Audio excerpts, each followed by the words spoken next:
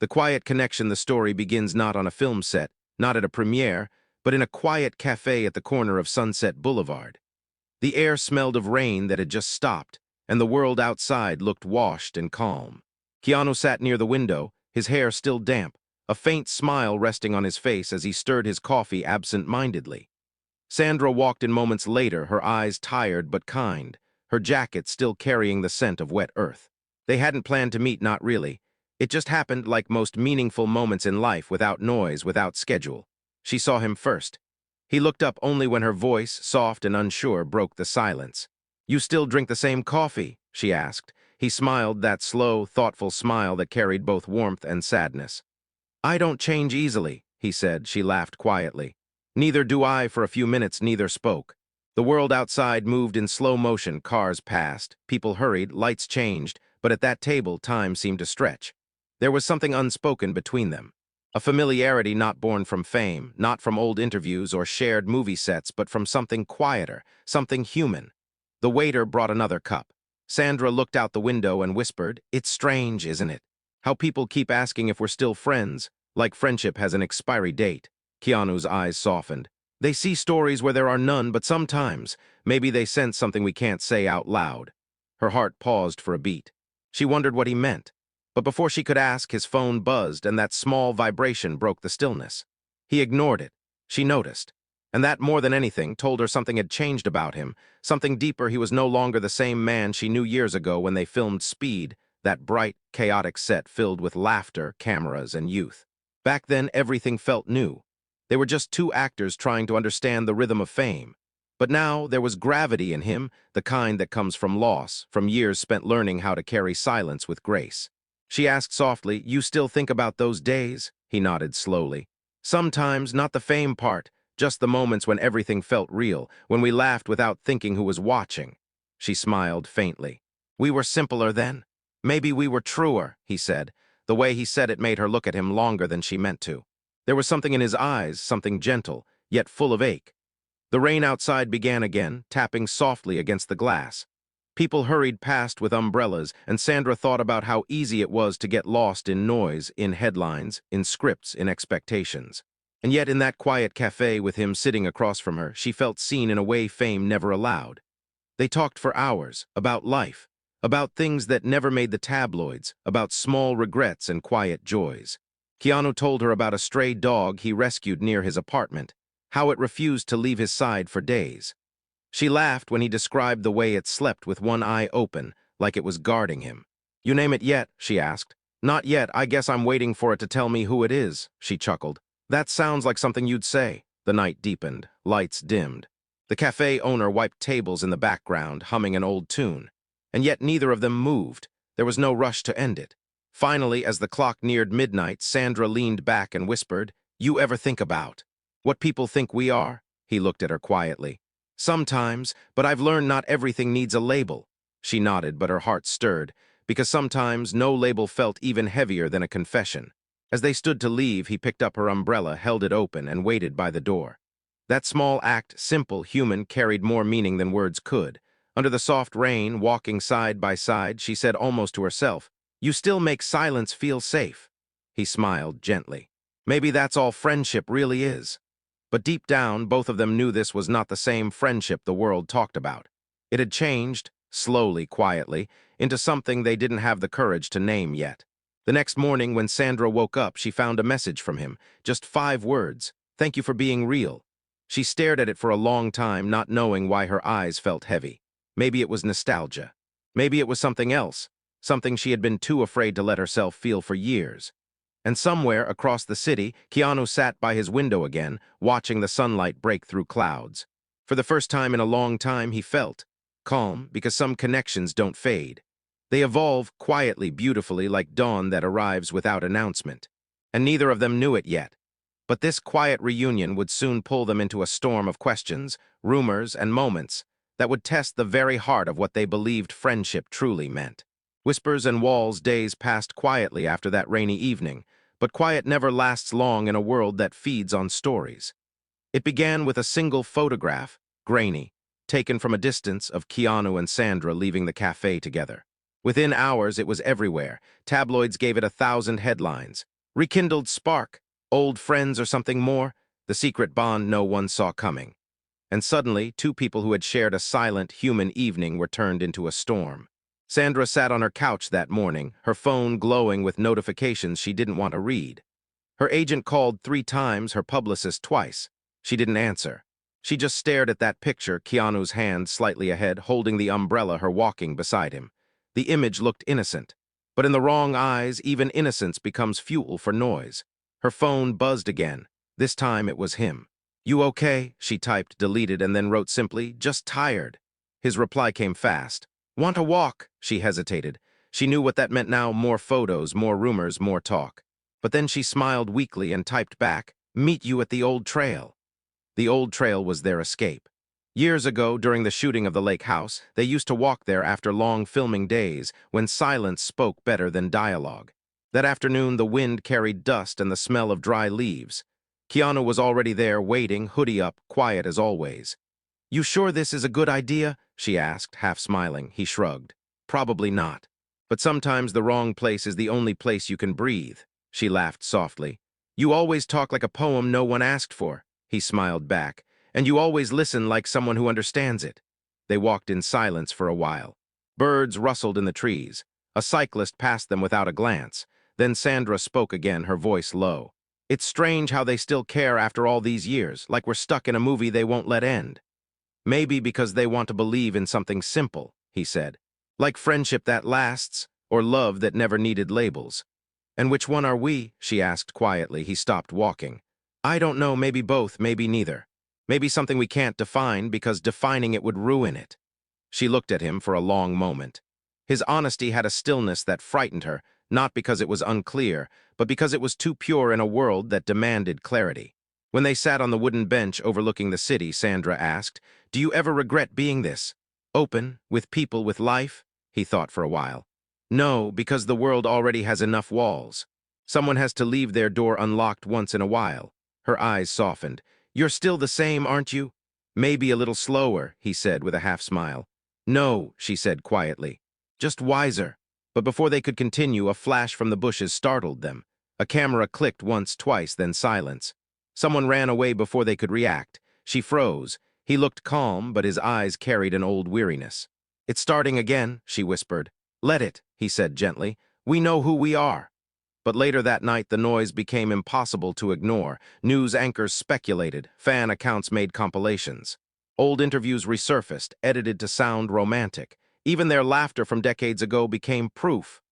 Keanu sat on his balcony, the city lights stretching beneath him. His phone rang again. This time it was his manager. "Keanu, we need to talk. This thing with Sandra."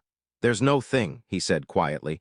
"Doesn't matter. The internet thinks there is, and your next project's investor is worried about distraction." "Then maybe he's not the right investor," Keanu said, ending the call. He leaned back, exhaling slowly. In a world that worshipped noise, silence was rebellion, and that was something he refused to give up. Sandra, meanwhile, sat with her sister over dinner, trying to act normal. But her sister could see the heaviness in her eyes. "You still care about what they say?" she asked. "Not really, it's just exhausting. I wish people could see the person he is, not the story they make out of him." Her sister smiled softly. "Maybe that's why you two connect. You both carry light and never ask for applause." Later that night, Sandra opened her messages.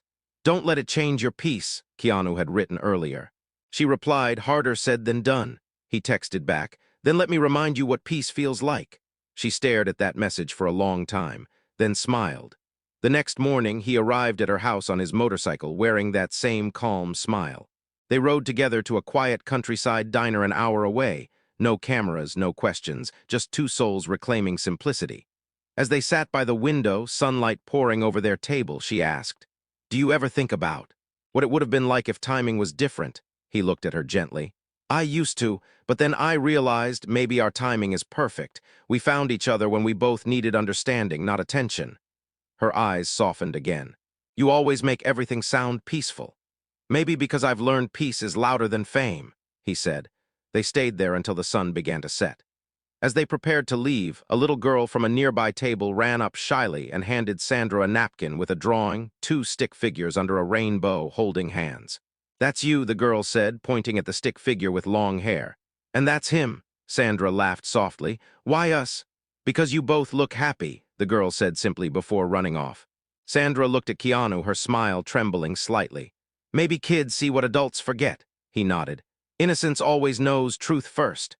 As they rode back, the wind whipped through her hair, and for a brief moment, she forgot the cameras, the whispers, the noise. There was just motion, sunlight, and trust. But far away, another picture had already surfaced, this time clearer, warmer, taken by someone at the diner. Once again, the world began to spin its own version of their story. And this time, it wouldn't stop at rumors. This time, it would test everything, their patience, their dignity, and the line between friendship and something far deeper. The storm breaks the next morning began with noise. Not the gentle hum of the world waking up, but the sharp, restless buzz of phones, notifications, and headlines. The internet was no longer whispering. It was shouting. Keanu Reeves and Sandra Bullock, secret weekend getaway. Insiders reveal the truth behind Hollywood's most private friendship. Exclusive photo. What happened at that countryside diner? Every platform had its theory. Every photo had a new caption. Their smiles became evidence. Their silence became confirmation. Sandra sat in her kitchen, staring at her untouched tea. Her phone kept ringing, her agent, her publicist, her assistant, all asking the same question. Should we deny it? But deny what, she wondered, kindness, understanding, peace. She pressed her fingers against her temples and whispered to herself, "This world doesn't understand quiet hearts."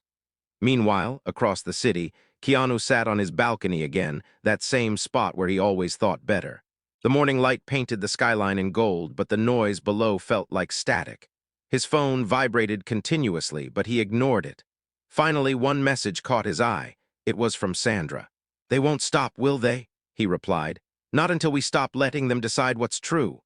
Minutes later, the doorbell rang. It was his longtime friend and co-star, Marcus, an older actor who had known Keanu since his early days. "You know what they're saying, right?" Marcus asked. Keanu nodded calmly. "I do." "And you're not going to say anything? What's the point?" Keanu said softly. "Truth doesn't need a microphone," Marcus sighed. "You've always been like this, but she's not used to this kind of heat. You need to look out for her." Keanu looked away for a moment. "I already am." That afternoon, Sandra's team called a meeting. Publicists, assistants, studio reps, everyone talking over one another about damage control. She sat quietly through it all until finally she raised her hand and said, "Stop, please." The room went silent. "I'm not a scandal," she said firmly. "I'm a person, he's my friend, and if kindness between friends looks strange to the world, then maybe the world needs to rethink what friendship means." There was strength in her voice, calm, clear, grounded. But deep inside, she felt tired. Every word about him now came with a question mark. Every smile they'd shared was dissected like a clue. That night, Keanu called her. His voice was low, steady. "You okay?" "Trying to be," she said softly. "Want to go for a ride?" She smiled despite herself. "Where to?" "Nowhere in particular, just somewhere quiet." Within an hour, they were driving along the Pacific Coast Highway. The city lights faded behind them. The ocean shimmered under the moonlight, waves crashing like soft thunder. The world felt far away again, like it used to be before cameras, before judgment, before noise. Sandra rolled down the window and let the wind hit her face. "You ever wish you could disappear sometimes?" Keanu smiled faintly. "Not disappear, just pause, pause," she asked. "Yeah, life moves too fast, people forget to listen. Sometimes I just want to stand still long enough to feel real again." She looked at him, the faint reflection of moonlight on his face, calm and unhurried. "You really are built differently," she whispered. They stopped at a lookout point where the city met the sea. No one else was there. The waves roared softly below. Sandra leaned against the railing, the cool air brushing her hair across her face. Keanu stood beside her, quiet. After a while, she spoke again. "They think they know us, Keanu. They think every smile has a hidden meaning." He turned to her. "And maybe they're right, maybe there is meaning. Just not the kind they're looking for." Her eyes met his, and the silence between them grew thick, fragile, real. For a moment, it felt like the world had stopped spinning. But peace doesn't last long when the world is watching. A week later, a journalist from a popular magazine published an article claiming to have inside sources who confirmed their relationship. Fabricated quotes, invented details, twisted memories. The story spread like wildfire. Sandra's studio panicked. They threatened legal action, but it only made headlines grow bigger. Suddenly, every talk show, every podcast, every gossip page had an opinion about Keanu and Sandra. In the middle of all that chaos, an old video resurfaced, an interview from years ago during the Lake House promotions. In it, Keanu had smiled shyly when asked about Sandra. "She's someone I really admire," he had said then. "There's just something about her that feels peaceful." It was an innocent answer, but now it played on every screen as proof. The pressure reached its peak when Sandra's new film studio requested her to distance herself publicly from Keanu to protect her career image. She sat quietly in that meeting, listening to words like brand image, perception, and market value. Finally, she stood up and said, "You can't measure decency in market value," and she walked out. That evening, she went to see Keanu, not at a cafe, not at a fancy restaurant, but at his small, book-filled home where the world always felt a little slower. He opened the door before she could knock twice. She looked exhausted. He could see the weight on her face. "They want me to step away from you," she said quietly. He nodded slowly. "I guess that. What do I do?" He looked at her for a long time before answering. "You do what keeps your heart clean. Nothing else matters." She sat down, her hands trembling slightly. "I don't know how you stay so calm." He smiled softly. "I stopped fighting noise a long time ago. It never listens anyway." "But it hurts," she whispered. "When people twist kindness into something it's not." He nodded. "It does, but the truth doesn't stop being the truth because people don't see it." For a long time, neither spoke. The clock ticked. The world outside felt far away. And then, slowly, she reached out and placed her hand over his, not out of romance, not for comfort, but because she needed to hold on to something real. His hand didn't move, but his eyes did, soft, understanding, steady. That night, they sat together for hours, two souls learning again what silence feels like when it's shared with trust. But as calm as that night was, a storm was already building outside, one that would soon test everything they had protected. A scandal was brewing, not because of what they did, but because of what they refused to say. And somewhere in that noise, a new rumor began, one that would reach beyond headlines and into their personal lives, dragging in people they both cared about, forcing them to face a choice they had always avoided, to speak or to stay silent forever. The breaking point, the morning sun poured through the curtains like liquid gold, but it felt heavy instead of warm. Sandra Bullock sat by the window, holding her coffee with both hands, watching the city move without her. It had been days since she last went outside. The headlines were relentless. Every breath she took seemed to create another story. And now it wasn't just about her and Keanu. It was about their families. The tabloids had crossed a new line. Someone had published a story claiming Keanu Reeves' private visits to Sandra's home, how it's affecting their loved ones.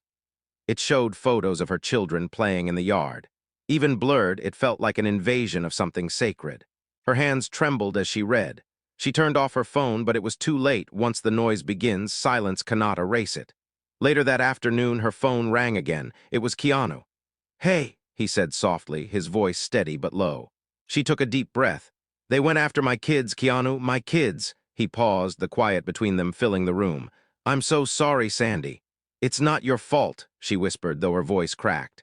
"But I don't know how much more of this I can take." "Then let me carry some of it," he said, and for the first time she didn't resist. That evening, Keanu called his team together. He wasn't a man who liked confrontation, but this time was different. His manager, publicist, and old friend Marcus all sat around his small living room.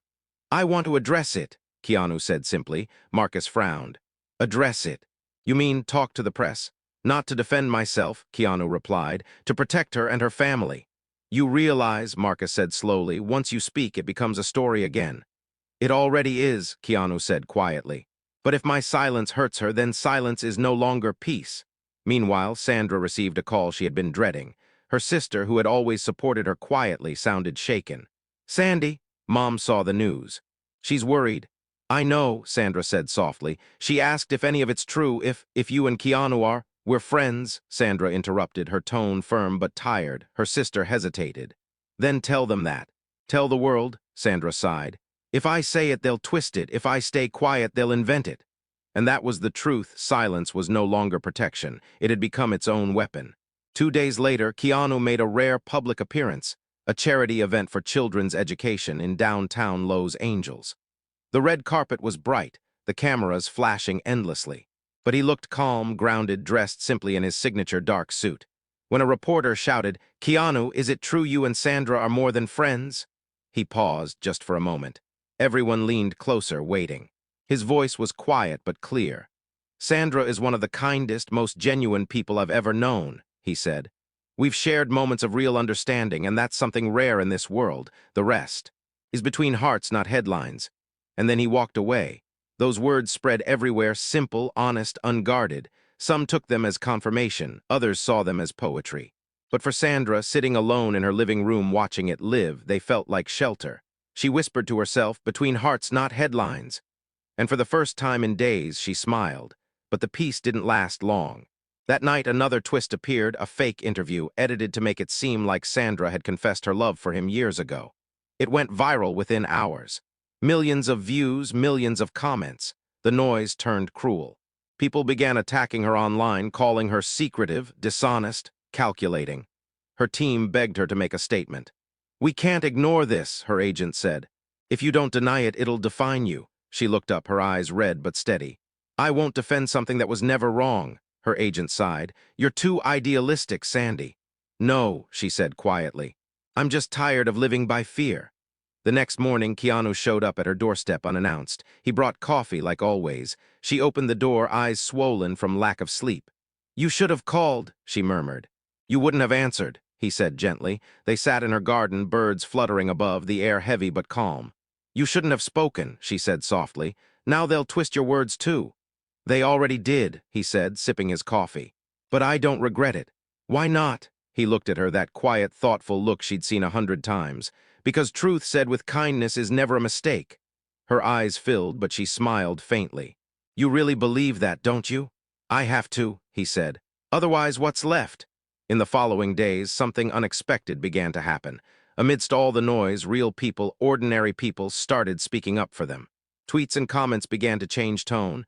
"Why can't a man and a woman just share respect without it being romantic? The media makes noise, but their kindness makes sense. We should all have a friendship like theirs."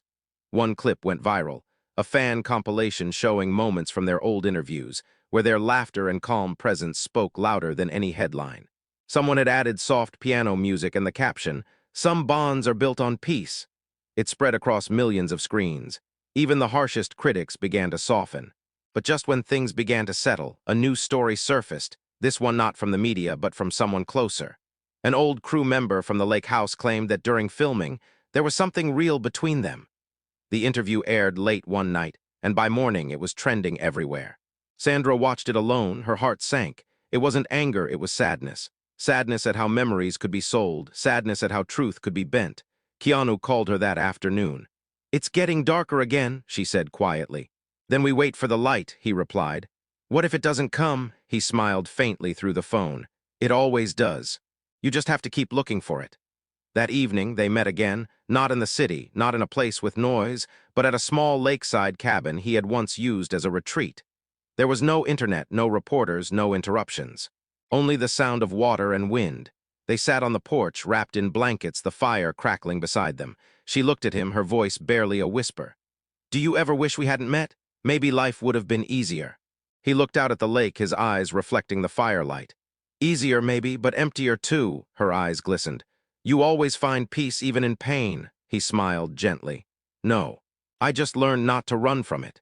They sat in silence again, two souls worn from the world but still standing, still believing that truth doesn't need to shout to be heard. As the night deepened, Sandra rested her head on his shoulder. The firelight danced softly across their faces. Neither spoke. They didn't need to, because in a world that demanded labels, they had found something deeper, something that could survive noise, distance, and time. But far away, in the glow of another screen, a journalist began drafting a story that would dig even deeper. One that would reveal something from Keanu's past, something personal, something that would shake their bond to its core. The truth beneath the silence, the storm returned before dawn, not through headlines this time, but through memory. Keanu Reeves woke to the sound of rain tapping gently on his window, a sound that usually calmed him. But this morning it felt heavier. His phone buzzed, one message from his manager. "You need to see this, now." He opened the link. It was an article, but not like the others. This one wasn't about rumors, it was about his past. The headline read, "Exclusive, the woman Keanu never forgot, and how her story connects to Sandra." The article revealed something few people knew. Years ago, before Speed, Keanu had quietly helped a terminally ill woman through her final months. She had been his friend, his confidant, someone who believed in his kindness when the world only saw the movie star. She had written letters no one knew existed, about how he used to sit by her hospital bed, bringing her books, talking about life, and how he once mentioned a co-star who reminded him of the light she carried. Her name was Elena. She had passed away 2 decades ago, and now someone, a distant relative, had sold her story. The world suddenly connected dots that were never meant to touch.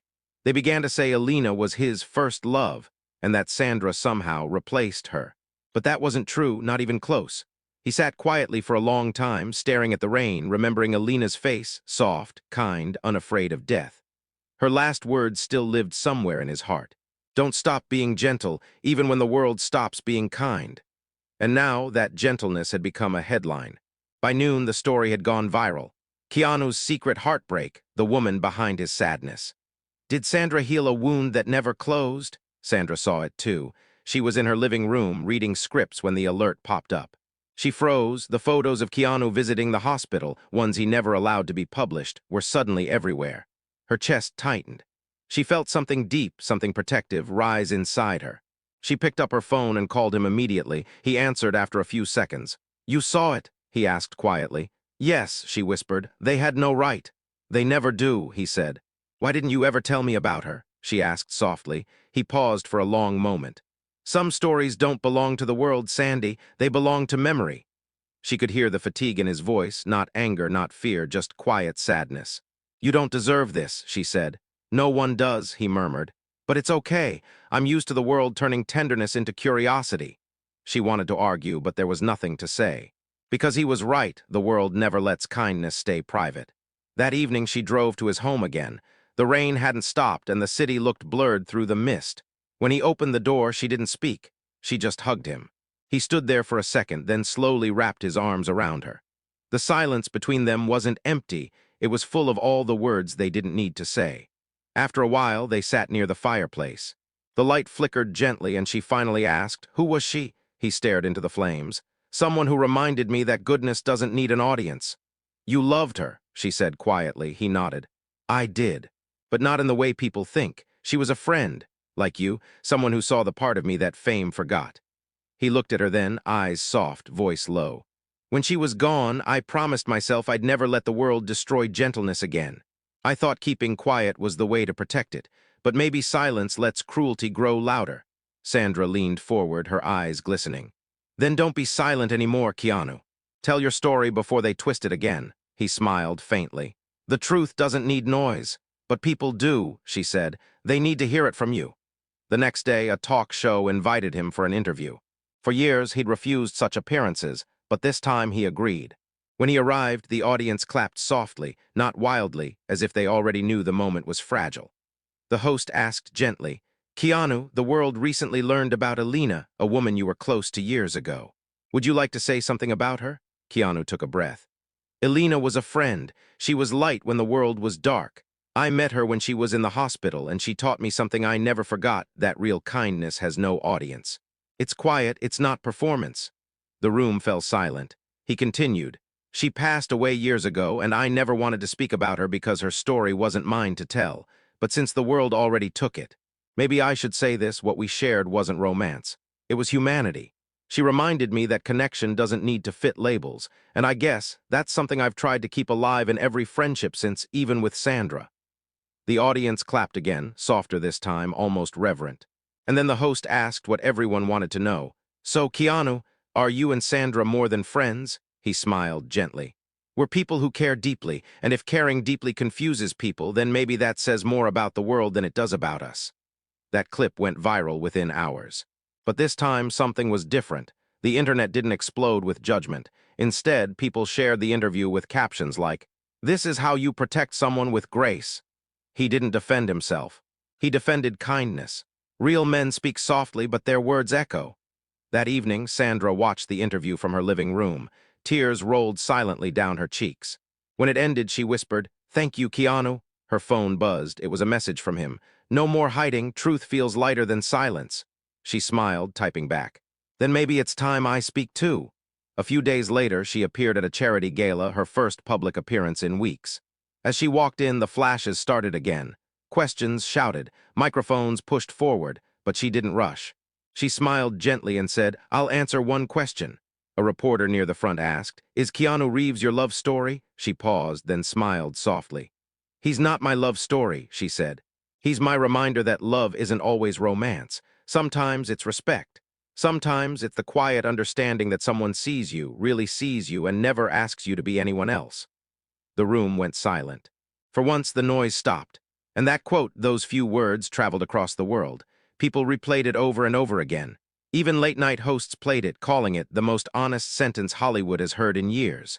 A week passed, and the chaos slowly faded. The headlines softened. The cameras lost interest. One evening, Keanu and Sandra met again, this time not in a cafe or a studio, but at that same quiet trail by the ocean where it all began. The sun was setting, the sky painted in gold and pink. Sandra walked beside him, their steps in rhythm. "You did it," she said. "We did it," he replied. "Do you think they'll ever understand?" she asked. He smiled faintly. "Maybe they don't have to." They stopped near the old wooden bench overlooking the sea.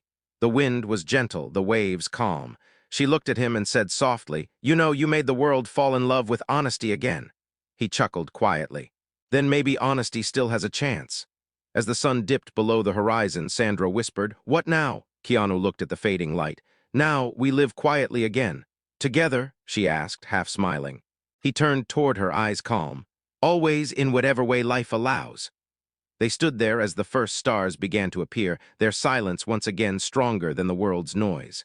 But as peace finally returned, somewhere, a documentary producer began planning a special episode. One that would revisit their bond from the beginning, asking the question the world could never stop asking. Were they ever just friends? And though neither of them knew it yet, this story, their story, was far from over. The last quiet truth the days after the storm felt softer, almost unreal. The noise had faded. The cameras turned away. And for the first time in months, Keanu and Sandra could breathe again. The world had said enough, guessed enough, invented enough. What remained now was something unspoken, quiet, and deeply human, a bond the headlines could never quite define. But peace, as they both knew, is fragile. It needs care to last. It began one evening in early autumn. Sandra was sitting in her backyard, the sun dipping low behind the trees, when she received a message from Keanu. "I've been thinking. Maybe it's time we told our story our way." She smiled faintly. "The world already told its version. Then let's tell the truth, not for them, for us." She hesitated, then typed back, "How?" His reply came almost instantly, "Not with interviews, not with press. Something real." A week later, they met again, this time in a small recording studio tucked away in downtown Los Angeles. It wasn't fancy. No cameras, no stylists, no lights. Just two microphones, two chairs, and one quiet purpose.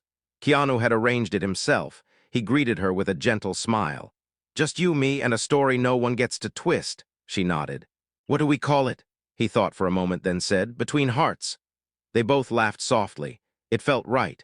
For the next 2 hours, they recorded something simple yet extraordinary, not a confession, not a defense, just two friends talking about life, empathy, and the beauty of human connection. It began with her voice. "People have been asking for years what we are to each other. I guess the simplest answer is, we're two souls who met at the right time in a world that rarely gives kindness a stage." Keanu followed softly. "And I think friendship, when it's pure, becomes something sacred. It's not about what you get, but what you give quietly without needing recognition." They spoke about fame, loss, resilience, and how silence can be both a weapon and a refuge. They laughed over small memories, old film sets, long night shoots, silly moments the cameras never saw. And between laughter, there were pauses, long, gentle silences that carried more emotion than any script could. At one point, Sandra said softly, "I think the world keeps confusing love with ownership. Maybe that's why they can't understand when two people choose peace over possession." Keanu smiled at her across the microphones. "Maybe love and friendship are just different words for the same truth, care without condition." The recording ended with her voice whispering, "We never needed to prove anything. We just needed to remember that understanding is the quietest kind of love." They decided to release the recording, not through a studio or a network, but through a simple online platform, just an audio file titled Between Hearts. A conversation, no ads, no sponsors, no publicity, but within hours of its release it spread across the world. Millions listened, and for once the internet didn't argue, it didn't twist, it didn't mock. People described it as soothing, human, healing. Fans wrote messages saying things like, "This isn't a story of romance, it's a story of respect." They reminded us that love doesn't always need to be loud. Weeks passed, and their lives slowly returned to normal. Sandra began working on a new film, a story about two strangers who heal through compassion. Keanu quietly funded a foundation for children's therapy centers, naming it the Light Project in memory of Alina, and for everyone who ever reminded him that gentleness is strength. They still met often, sometimes at the cafe where it all began, sometimes just on long walks by the ocean. They didn't need words anymore. Their silence had matured into something peaceful. One afternoon, Sandra asked softly, "Do you think this is the end of our story?" Keanu smiled. "No, real stories don't end, they just become quieter." "And what will people say next time they ask what we are?" He thought for a moment. "Let them wonder, mystery is safer than noise." She laughed quietly. "You always say things like that. And you always understand them," he said gently. They walked in silence again, the waves brushing against the shore. Months later, an interviewer asked Sandra about the recording. She smiled and said, "People call it closure, but I don't see it that way. It wasn't an ending. It was a reminder that there are still places in this world where kindness is enough." The interviewer asked, "So, are you still close with Keanu?" Sandra smiled. "Always." That winter, Keanu visited her on set. The crew didn't make a fuss. He just stood behind the camera, quietly watching her perform. When the director called cut, she turned, saw him, and smiled. He lifted a small cup of coffee toward her, the same order she always drank. "You still like it the same way," he said. "Some things shouldn't change," she replied. The crew watched them, unsure whether they were witnessing friendship or something deeper. But neither cared anymore. They had stopped explaining long ago. That night they drove together again down the Pacific coast like before. The sky was clear and the stars stretched endlessly. The road was quiet. She looked out at the horizon and whispered, "We made it through, didn't we?" He nodded. "Not by fighting, by staying kind," she smiled. "And by never giving them what they wanted, a scandal." He laughed softly. "Yeah." Just silence. For a long moment they said nothing. The car hummed gently, the ocean beside them glowing under the moonlight. And then softly Sandra said, "You know, maybe the world was right about one thing." He glanced at her. "What's that?" She smiled faintly. "Maybe we really were more than just friends." He looked at her, really looked, and smiled that quiet smile that always carried 1,000 unsaid words. "Maybe we were," he whispered. The car rolled on into the night, two souls bound by something purer than romance, something the world couldn't label even if it tried. Months later, when a magazine tried again to reignite their story, neither of them responded. Instead, their team simply posted one photo, the ocean at dusk, with a single caption written by Keanu, "Some connections don't need endings." And that was the last anyone heard of it. Years passed, the world moved on, new stars rose. New scandals came and went. But once in a while, a quiet clip from Between Hearts would reappear online, reminding people that there once existed two souls who showed the world how to love without claiming, how to care without fear, how to stay kind in a place that often forgot what kindness looked like. And in every replay, that same line echoed softly through speakers everywhere, Sandra's voice, fragile but strong. "Understanding is the quietest kind of love."